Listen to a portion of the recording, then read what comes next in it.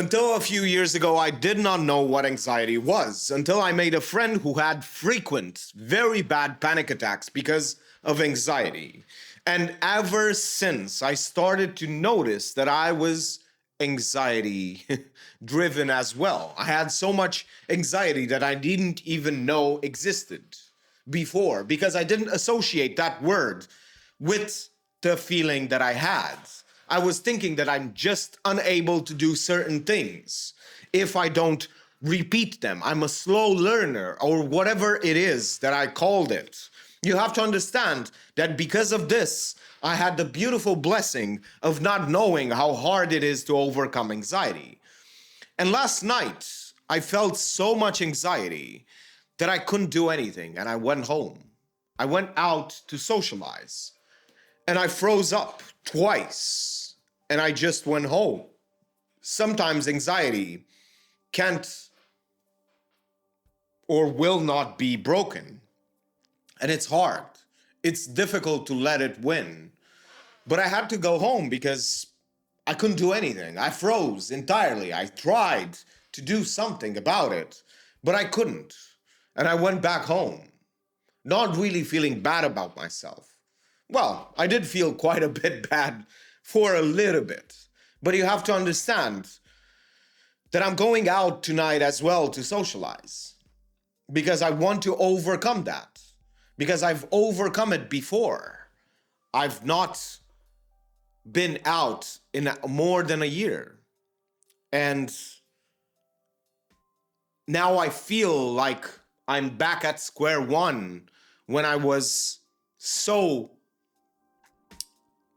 unable to get over my anxieties, to get over the judgment that I put upon myself, to get over these things that I put in my brain as scenarios that can happen and that can really hurt me. You have to understand that because I've been able to overcome it in the past, now I can do it again. But I think that all of that knowledge about anxiety, naming it and knowing how hard it is to overcome it, doesn't really help.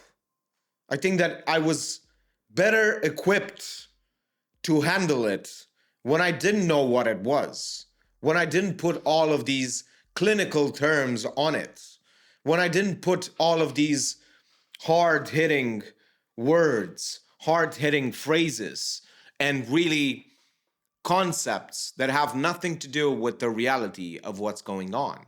The reality is that I want to do something so badly, but I can't bring myself to do it, no matter how hard I try. But it's not about trying hard. It is more about trying frequently. Because if I show my brain all the time that I'm going to just put myself there, not even expect anything, but just put myself there. Just bring myself to the gym or whatever it is. Just bring myself there. And I'm going to show my brain that I do this over and over and over and over again. At some point, something will happen. Or I'm going to feel like, okay, I'm a bit more accustomed to the situation. And I'm going to do the thing that I should be doing. But you have to realize that most people don't do that. Most people don't put themselves so close to their fear all the time and sit in that anxiety. They just run away. They just freeze and run away. Exactly what I did last night. But I knew that last night there was zero chance that I would be able to break it. But today I broke it. This morning I was like, I'm going to just push myself to do it. I'm just going to step out and start socializing with people on the street. And I did. I said hi. I said, what a beautiful day. Whatever else. You have to understand that that is one of the biggest fears that people have. And in order to overcome it, you really have to do it every single day until you don't really feel it anymore. You see, if you do it in a repeated fashion over and over and over again, at some point, no matter how big the anxiety is or was, you will not feel it anymore. until you lose that momentum, until you lose that proof again. And then you have to build it back up again. But you see, the second time you do it, it's going to be easier and easier and easier. It's going to be faster. And you're going to have to see for yourself. But you see, most people never overcome their anxiety because they don't understand that they should stand as close as possible to their anxiety for a long period of time and just to bask in that feeling so that they get accustomed to it, so that they understand that that feeling is worse than doing the actual thing.